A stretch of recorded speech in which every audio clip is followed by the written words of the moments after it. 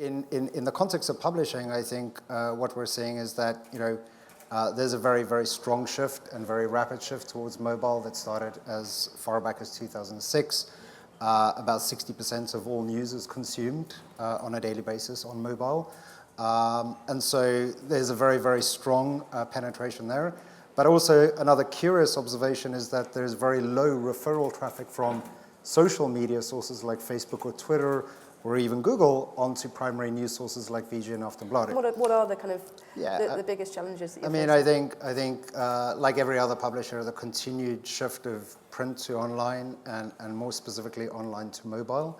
Because when you get to mobile, the form of kind of recreating news from print form and digital form no longer holds true. News becomes very, very user-centric as a consequence.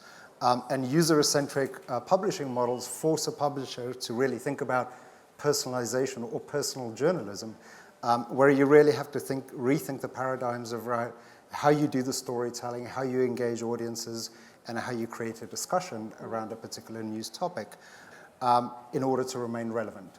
So data and real-time data capturing of audiences and processing and using that to optimize both your news as well as related content to really ensure that you have a very strong proposition that keeps the audience engaged. And is that where you come in on the kind of data and the audience side?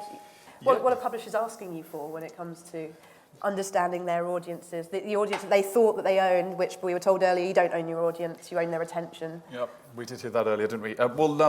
Fundamentally, we believe in a very simple, virtuous cycle. And Rian and I were talking a bit about this earlier as well. These guys obviously get it very well. Is if you have strong content production, and therefore you have very, very strong user engagement, and that's with the brand itself, not just with the piece of content. They digest it from somewhere else. They need to sort of want to come to your content for whatever reason, because they have a relationship with your brand. So on that basis, of course, they consume the content. The marketers will support that process. And then, of course, more money goes to the publisher, more content is produced. It's actually very, very straightforward. The reason that ad tech gets a bit of a bashing, and to some extent it is justified, is that as more complexity has arisen, now what you've got is a misalignment of objectives, much like in a marriage or in a relationship. They always start with the best of intentions, and maybe you find out a year, 2 years down the line, actually you don't see the world in the same way. And we're now sort of seeing version 2.0 of ad tech, where people are realizing, or in the case of not just the Nordic markets, but Schibsted business overall, understanding this at a very early stage and taking that level of control to say, well, actually, we're not going to be disintermediated. We're not going to allow someone else to control our data or our monetization. So do you think this?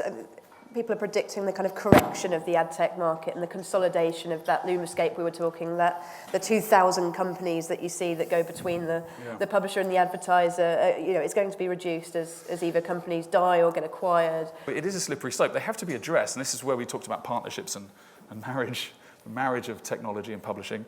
You've got to address those opportunities, but you can't put all your eggs in any of these baskets. We were here last year and somebody said, what's going to happen in 10 years? It was actually a question to the panel, which I think was quite unfair. But the only answer I could give was, if you asked me 10 years ago, Facebook didn't even exist. It wasn't here. Or maybe it was 11 years ago, but we're a year on, so technicality. So who knows what's going to happen in the next 10 years? If you're going to publish for instant articles, great. If you're going to publish for AMP, that's great. But what are you going to publish for Snapchat? And what are you going to publish for the next one that doesn't exist yet? You've got to keep your control and your transparency, and a lot of that comes down to data, just like Rian was saying. Publishers are not just content producers anymore. They need to understand their audiences, they need to understand the devices, they need to understand the contextual relevance, and they really need to think about all content on their pages that they're displaying to their audiences, including ads, as the overall experience. It's not just about selling inventory and white space off to some random automated programmatic bidder and driving up the CPM or the dollar value of that page view. It's about ensuring that the user experience is as high quality as it possibly can. So how do you, at one point, manage the now and ensure that your ship is kind of steady and you're looking after your, the data that you have access to, you're monetizing your pages, but also kind of plan for the future as well. Man the ship now, but plan the ship for the future as well. Well, I think this is where strategic partnerships become of paramount importance, and it's really understanding and focusing on what you're good at, and then being strategic about picking the right partners to ensure that they complement so when that you say overall value chain. strategic, do you mean kind of with data, case studies, or how often do you just go with your gut? If you understand what programmatic really is, it's dead obvious that it's something that you need to cater for and anticipate. You can't just ignore it and say, all of my media ad buying is going to happen, over a boozy lunch after a game of golf, and a big check is going to come in once a year. That just won't happen anymore. I mean, how did you decide that AppNexus was the best partner for you? Because it's very confusing, the ad tech market. Well, I mean, I think it pays to understand what all the key building blocks of an ad buying cycle are.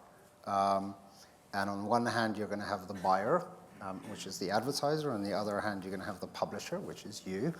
And you're going to figure out, how can I ensure that I make the inventory spaces that I have available. And then, of course, you have to understand your traffic patterns and your usage patterns, which means you need to know how much of your traffic is on browser, how much of it's on mobile, what shift's happening, and how do you get to know that? Well, you could go with third parties and you can bring in Google Analytics or any other third party. But it's of paramount importance that you really know this, because fundamentally this is what's going to drive your business forward. And so these are sort of the rules of engagement in the online world, really. And in order to understand specifically what you're good at and where you then need to partner, it helps knowing sort of where do you stop in that value chain, and then who can provide the remainder of that without you having to go and partner with 3 or 4 or 10 different partners and try and piece that together. And this is just basic macroeconomics, is understanding that supply-demand chain and ensuring you understand how best to play in that yourself and who to partner with in order to continue the value add all the way through to both ensure accuracy and relevancy of ad buying and maximize the ad spend and the revenues.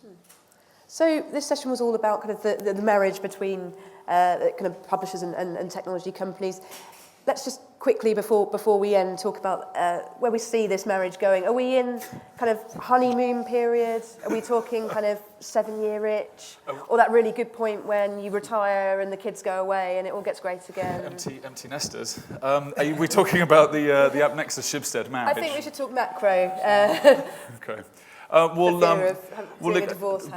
Firstly, as with any good marriage, I have to echo what my partner is saying, and we can discuss it later.